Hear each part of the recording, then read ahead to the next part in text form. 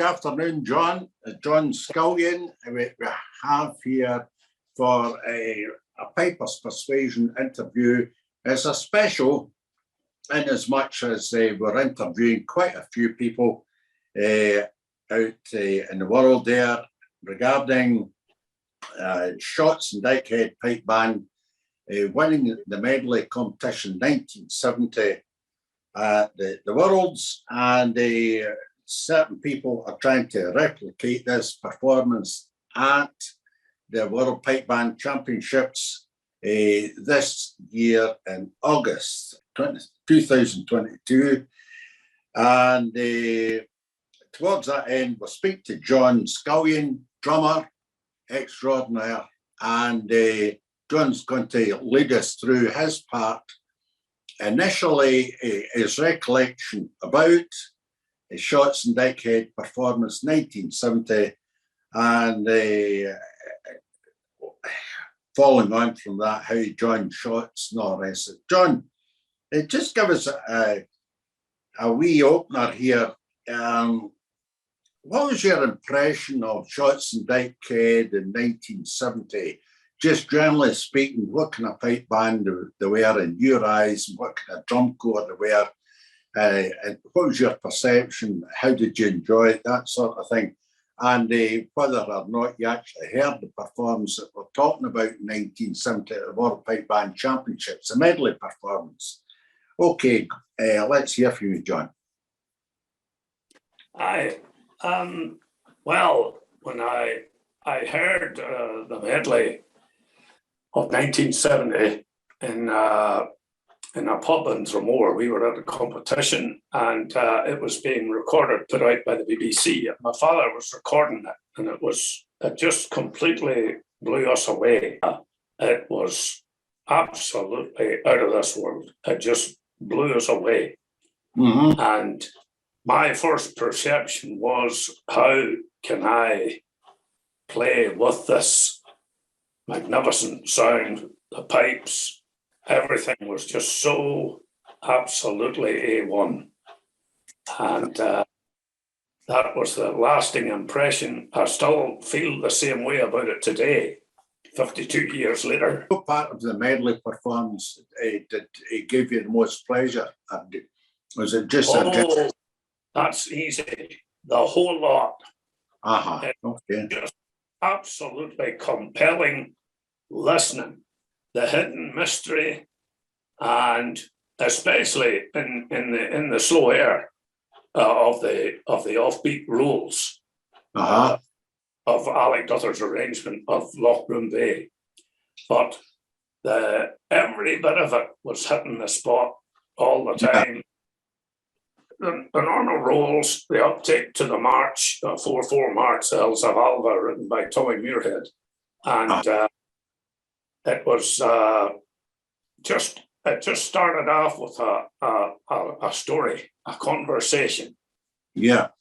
And I as it went on and on and on, there just wasn't a place that wasn't absolutely hitting the spot with me.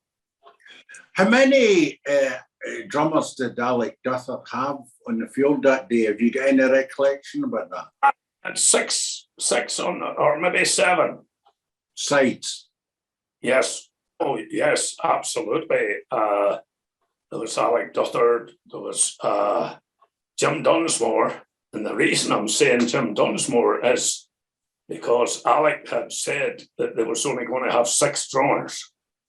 Okay. So Jim went down to John McAllister thinking that he was going to be dropped. And John McAllister told him, he says, look, you get practicing and practice hard, that he can't throw you out. So that's what Jim did. So Alec finished up with 7. So other names to me, Tom Brown was a great influencer at that time and teacher. And Tom Brown. Where did he play eventually? Boghall Bathgate. Right. I thought that, yes. But he played with Whitrick Colliery, which became Paul Kemet later. Yeah. That time before that. And Billy Stevenson, Jim Hutton, Bert Barr,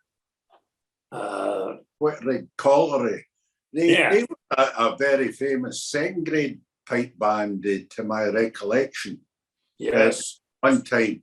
And prize winners in second grade. I don't think they did very much in first grade, if they were there at all.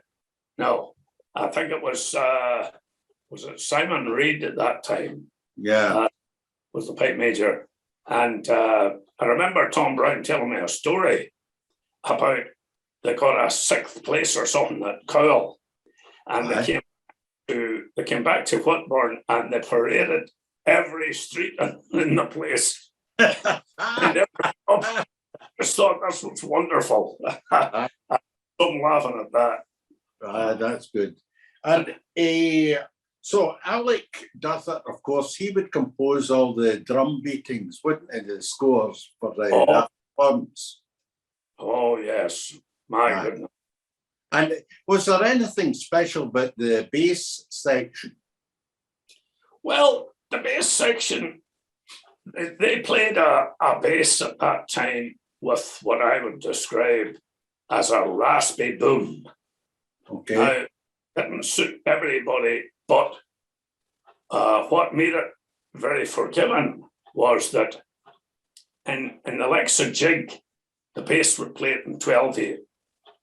And slow air, it would only hit every other beat, which made it more impact, and less monotonous, as some bands would have been.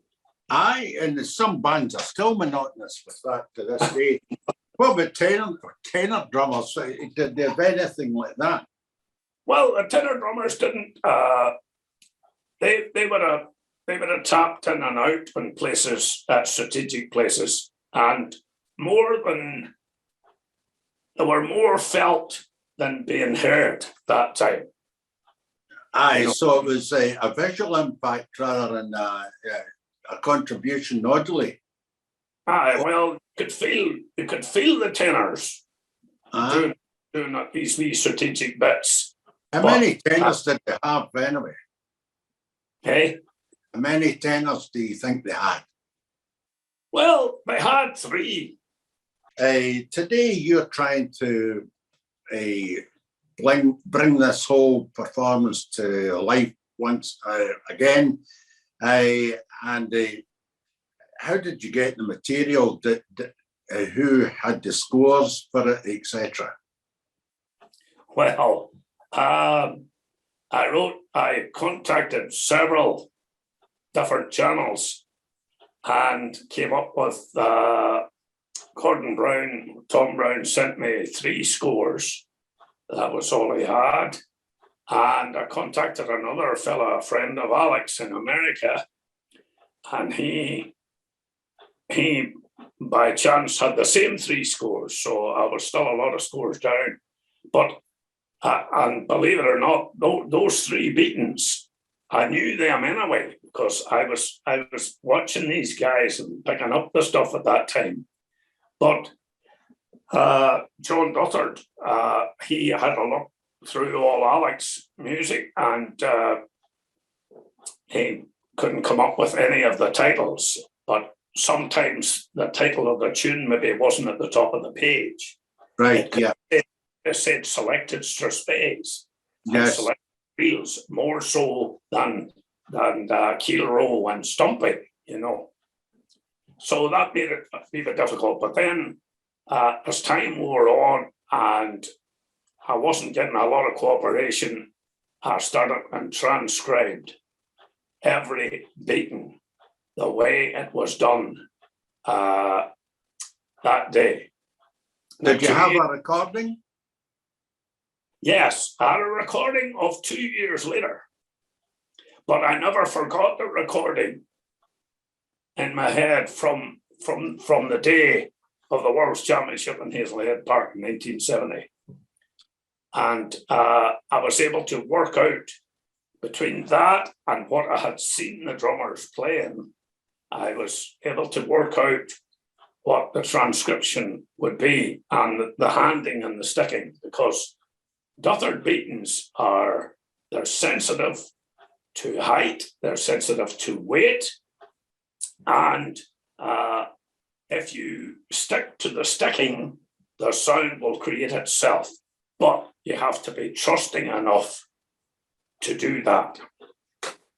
Okay, so you're confident then that what you're about to play in August is more or less the authentic settings that Alec produced on the day? Yes. That's excellent. How many drummers have you got this time? Well, we have, believe it or not, we have 10 or 11, but there's four that can't make it for very good reasons. And so we will have at least 6